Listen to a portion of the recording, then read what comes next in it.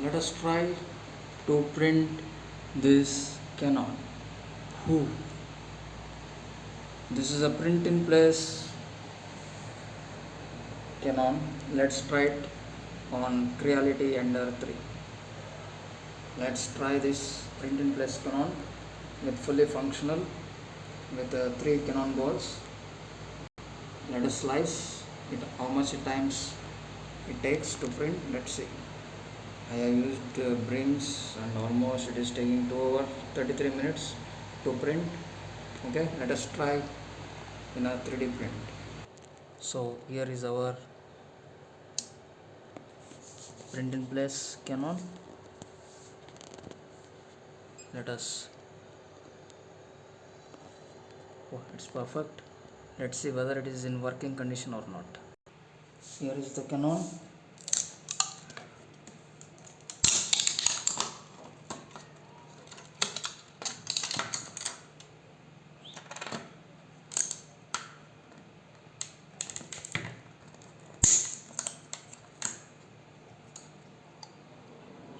These are the Canon balls and it is perfect. 2 and 3.